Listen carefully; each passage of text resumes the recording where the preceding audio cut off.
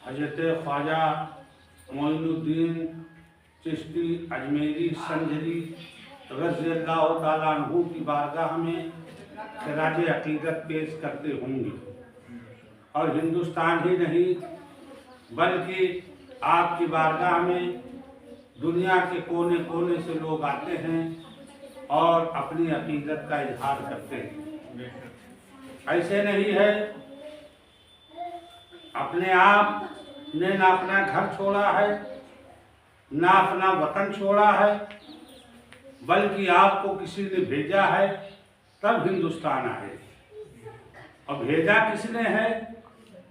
शहंशाहों के शहंशाह, बादशाहों के बादशाह, इमामुल अंबिया, सैयदुल मुरसलीन, खत्मुर रसूल ने अपनी बारगाह में बुला के ख्वाजा मोइनुद्दीन चिश्ती अजमेरी रज़ी अल्लाह ताला अन्हु को हुक्म दिया, बशारत दी कि ऐ मोइनुद्दीन, तुम यहाँ आराम कर रहे हो, तुम यहाँ बैठे हुए हो, तुमको हिंदुस्तान जाना है। हिंदुस्तान जाने के बाद मेरे नाना के दीन को वहाँ पे फैलाना है।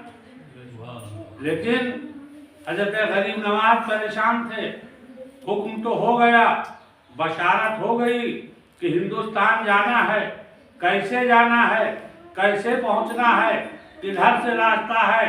न कोई हेलीकॉप्टर था, न ट्रेनें थी, न बसें थी, वो संसाधन ऐसे नहीं थे।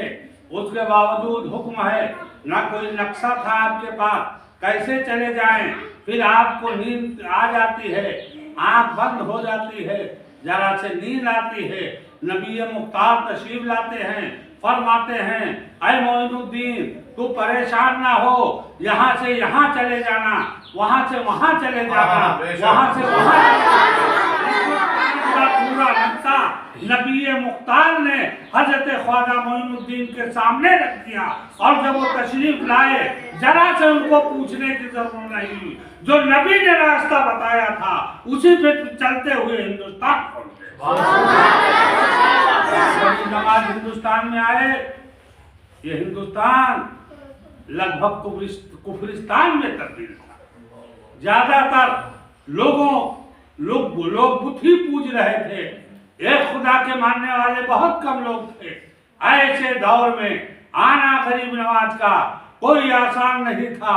जिधर गुजरते थे उधर चोटी वाले ही दिखाई देते थे, इस्लाम के खिलाफ ही नजर आते थे। लेकिन गरीब नवाज ने, न गरीब नवाज के पास तीर थी, न तलवार था, न खंजर था, न भाले थे, न बंदूक थी, कोई ऐसी चीजें नहीं थी जिससे हिंदुस्तान को फतेह किया आपने। अगर आपके पास था तो आपका दिल था, दिल में मुस्तफा की मोहब्बत थी, मुस्तफा की मोहब्बत से उजाला फैलता था और हिंदुस्तान में ईमान लाते जाते। नारे तकबीर, नारे रिसालत, हजरत ख्वाजा गरीब नवाज, नारे तकबीर। आप चले तो कोई ताकतों कुव्वत के बलबूते पे नहीं चले, कोई दुनियावी ताकत लेके नहीं चले, लेकिन चले तो ख्वाजा गरीब नवाज को ये यकीन था कि जिस महबूब ने मुझे भेजा है, जिस रसूल ने मुझे भेजा है, मेरे नाना जान ने भेजा है, तो जब तक इस्लाम की तबलीग मैं मुकम्मल नहीं कर दूंगा तब तक मुझे मौत भी नहीं आ सकती। गरीब नवाज ने 90 लाख लोगों को मुसलमान किया, एक दो को मुसलमान नहीं किया है, 90 लाख लोगों को मुसलमान किया है। हजरत सैयदना गरीब नवाज रज़ी अल्लाह ताला अन्हु वो पाए के बुजुर्ग थे कि आपके साथ चंद लोग थे, लेकिन सब अल्लाह और रसूल के मानने वाले, उनके तौर तरीका पे चलने वाले थे। जिधर से गुजर जाते थे लोग पूछते थे ये काफिला कैसा? बड़ा काफिला नहीं, छोटा ही था, लेकिन लोग देख के कहते थे ये कौन लोग है? ऐसे लोगों को देखा नहीं, ये हैं कौन लोग? अब चलते चलते एक जगह से गुजर हुई, गरीब नवाज ने देखा, साथियों ने देखा कि आग के अंगारे, आग जल रही है, लकड़ियां उसमें डाल रहे हैं, उसके शोले आसमान से बातें कर रहे हैं। इतनी तेज आग जल रही है। गरीब नवाज खड़े हो गए और फरमाया कि ये लोगों, ये आग को तुम क्यों जलाते? इस आग के जलाने का मकसद क्या है?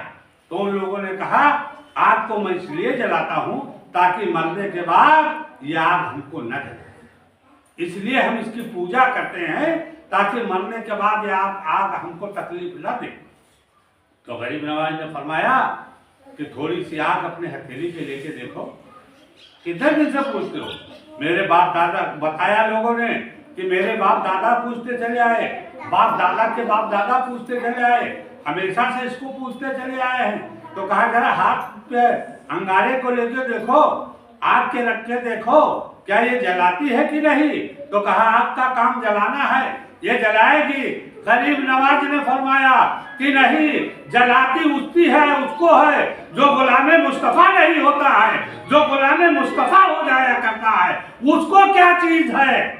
गुलामे मुस्तफा को तो जलाने कोई सवाल ही नहीं। जो चीज उससे लग जाए उसको भी आप नहीं जला सकते।